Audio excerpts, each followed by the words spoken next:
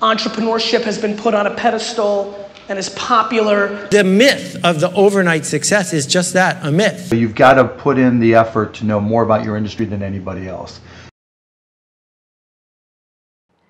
If you're running a business or thinking of starting one, our aim is to give you the tools you need to achieve the success you'd like.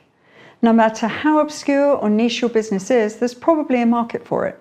You just need to know how to speak to them. We're living through a golden age of small business. It's never been easier to create a product and reach a specific audience than it is today. New business owners often struggle with a fundamental question without realizing it.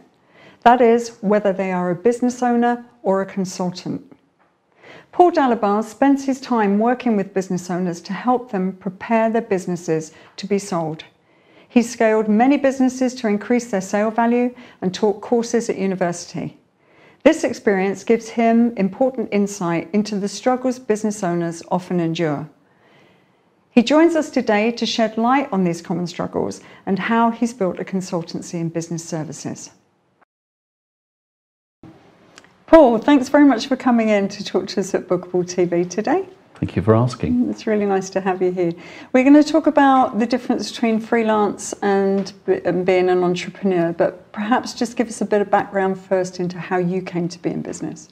Well, I had a corporate career, 20 years in financial services, which went reasonably well, but I wasn't getting the real satisfaction. And an opportunity arose to walk away with a large sum of money back in 2001, and I did so. I had somebody at home that my work, and I was working away from home and commuting long distances.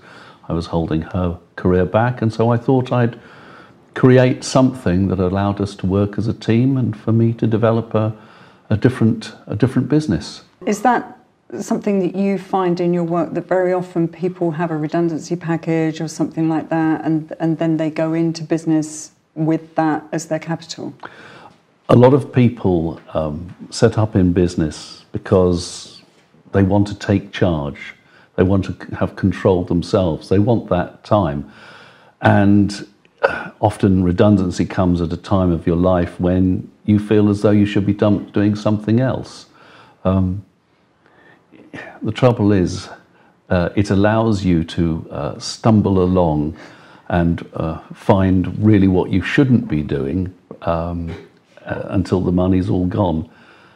It's only when it's all run out that you realise that actually you should have used the time for proper research, understanding whether there was a market for what you had to offer, and the best way of putting your business together before plunging straight into the world and thinking you know how it operates. I certainly thought I knew how the world worked until I worked for myself, and then I realised corporate work had protected me from knowing the world of the smaller entrepreneur or even of the smaller freelancer. And is that why you chose the business that you have now? Because you realised that you actually needed that information before you started your business, but you've learned it along the way?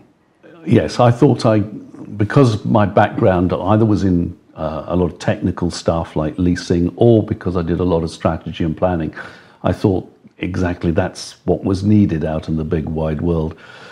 And it wasn't, well, not at the level that I wanted to operate, and I realised that people didn't have the same requirements.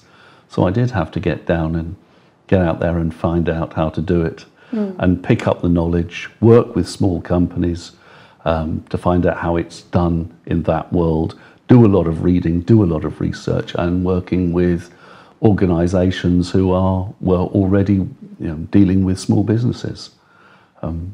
Yeah, I learnt a lot, and now I'm out there sharing the knowledge and speaking in a language that most of them can understand.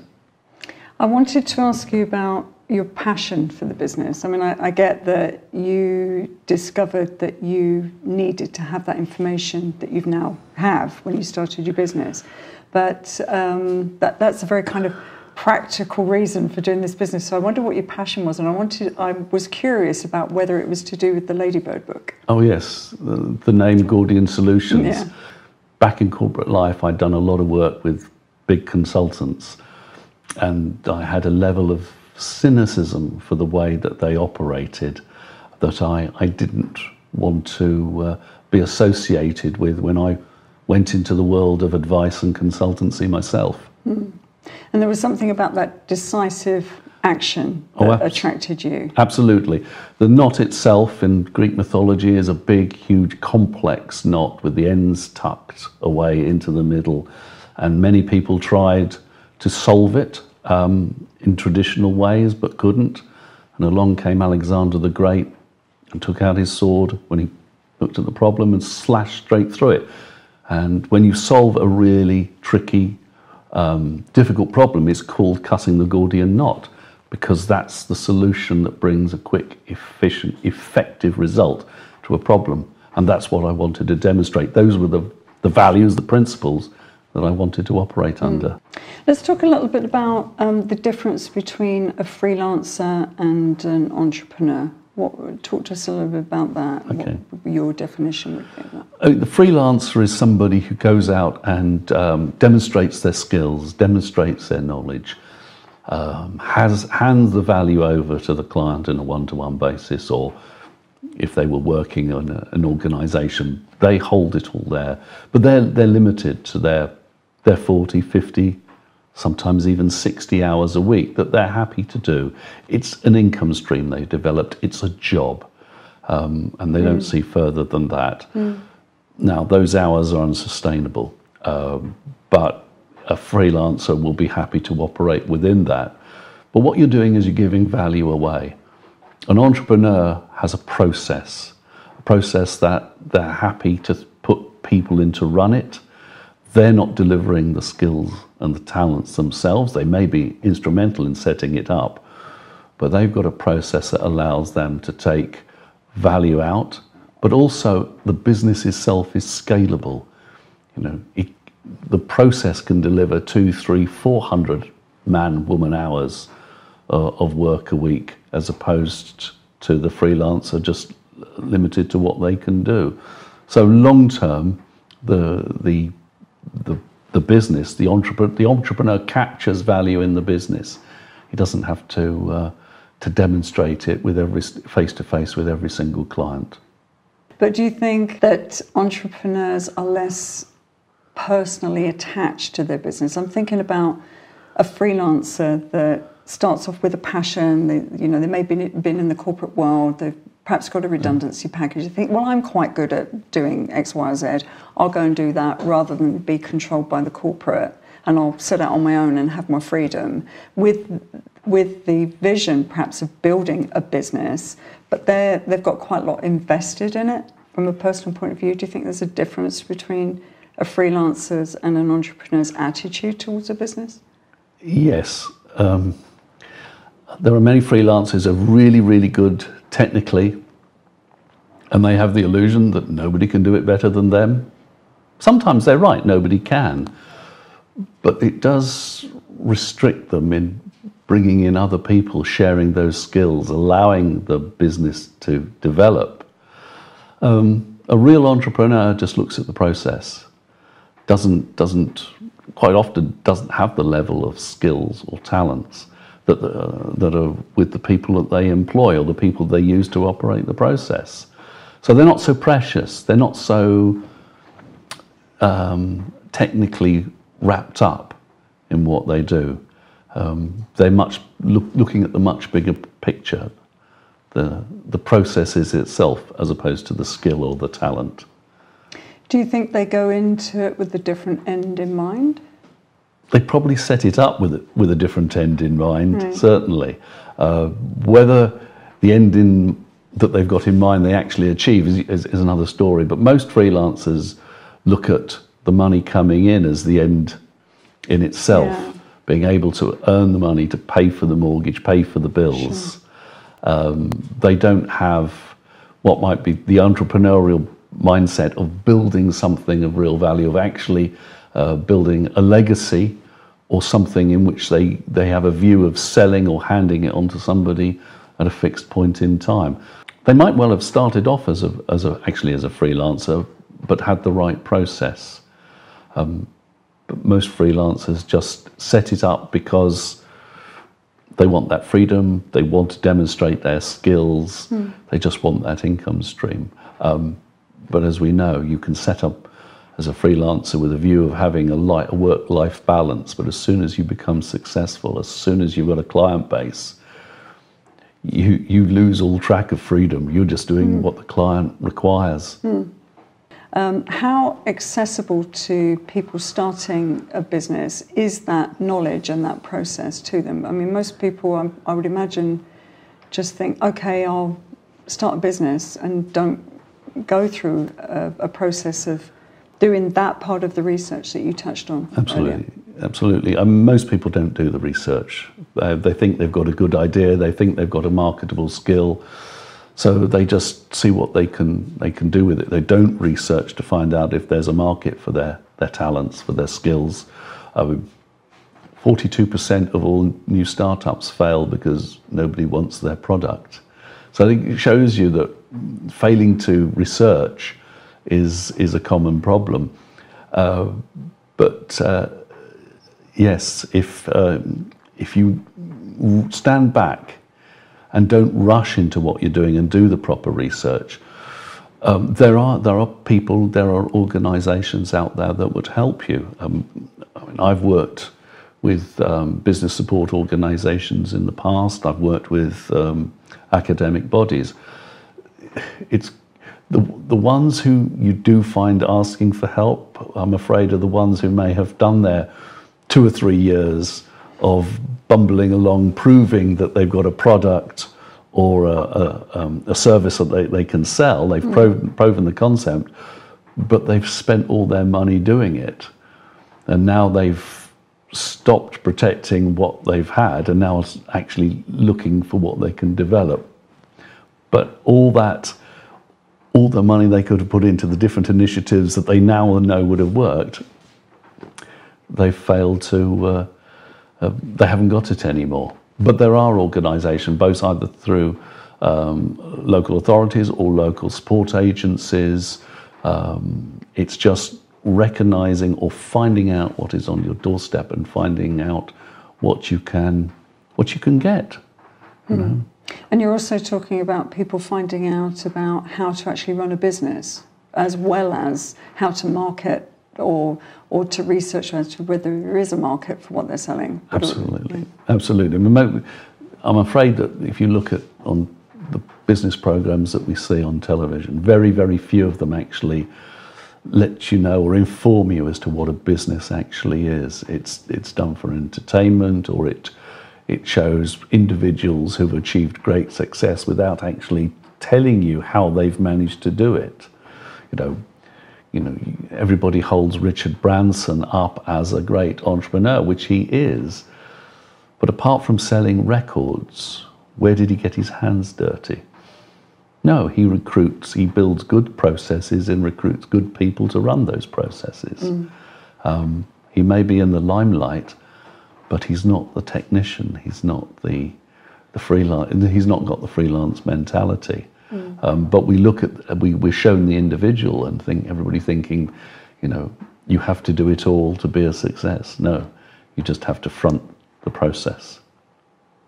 What percentage of your work with your clients is where you're brought in right at the beginning when somebody comes and says, Paul, I'm thinking about running this business, how do you're laughing, so well, is that unusual? Well, yeah. Are they starting with the end in mind? Yeah. Very few. Right. Very few. So is it more of a passion or an impulse, or, I've got this idea kind of thing? There's usually something has happened to make them realise that the business or whatever they've set up is not going to be is not sustainable without them, and as a result, things happen to them.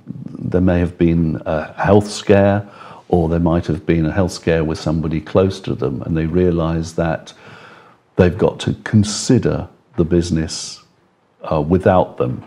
And then they look at its sustainability and its value and realise that, no, 70% of business owners think the sale of their business is going to provide for them in later life. But over half of that 70% say the business won't last a week without them. And the ones who come to me are the ones who realise the business won't last a week without them. And as a result, it's not a sellable business. And so that would be a freelancer situation. Yeah. A lot of it is businesses. There are still business owners who have not got out of the freelance mentality. Okay. But you can also get some entrepreneurs who've set up businesses, multiple businesses, but they're still operating in a way that they're controlling or pulling all the strings. With freelancers, it's much more of a recognition that they've not built their process. So I can sit down with them and we can say, okay, where do we go from here? Now we need to look at the real end in mind and how you're going to get there. So what do we need to set up? Yes, but very few of them at the beginning. Given that you've been through that process yourself and you've presumably learned by all of those mistakes you've made, was there a defining moment in your business where you realised, yes, I'm doing it right, or this is what I need to do? Was there a kind of pivotal point for you? I think it was after a few years and recognising, stop trying to protect what you've already got and really decide what you want to have. Then I could really invest in technology, systems, and myself, as opposed to trying to do it on the cheap and do it with money that I was expecting to earn.